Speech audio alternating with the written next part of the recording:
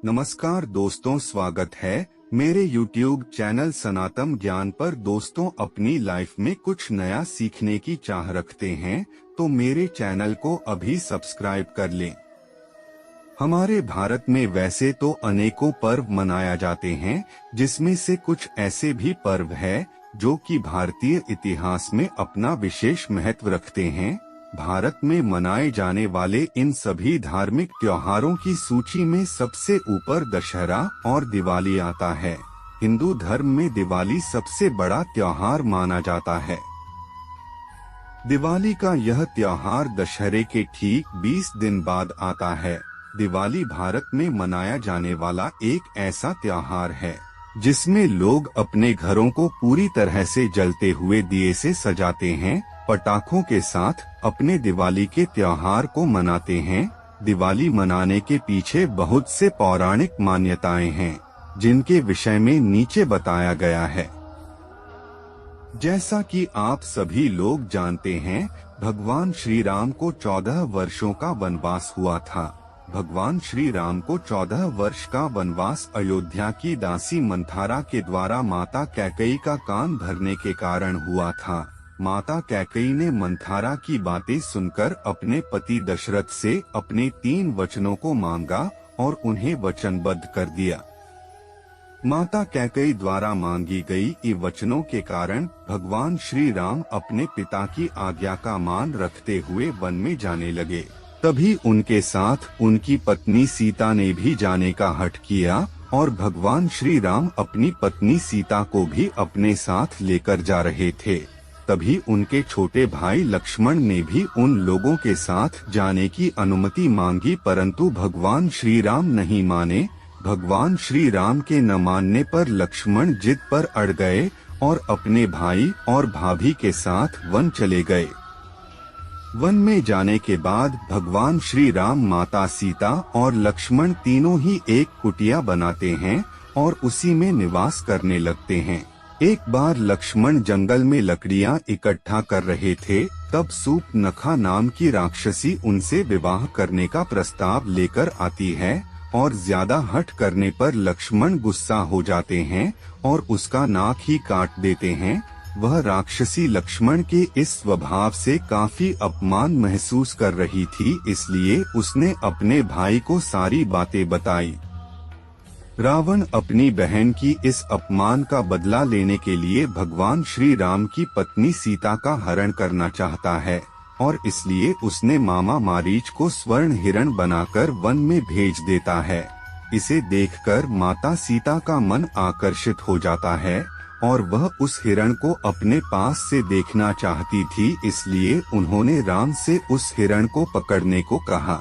भगवान श्री राम हिरण पकड़ने चले जाते हैं और काफी समय हो जाने के बाद माता सीता चिंतित हो जाती है और लक्ष्मण को भी भेज देती है। तभी वहां पर रावण आकर माता सीता का हरण कर लेता है। इसके बाद माता सीता की खोज में भगवान श्री राम वानर राज सुग्रीव तक पहुंच जाते हैं और सुग्रीव से उनकी मदद करने का प्रस्ताव रखते हैं। सुग्रीव अपनी वानर की सेना के साथ माता सीता की खोज में लग जाते हैं।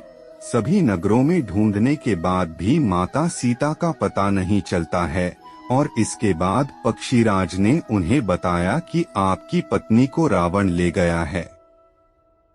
पता चलने के बाद भगवान श्री राम हनुमान और सुग्रीव के साथ मिलकर रावण के महल पर चढ़ाई कर देते हैं।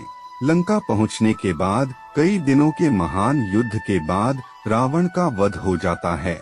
जिस दिन रावण का वध हुआ था, उस दिन को दशहरे के रूप में संपूर्ण भारत में मनाया जाता है। दशहरे के पर्व को बुराई पर अच्छाई की जीत का प्रतीक माना जाता है।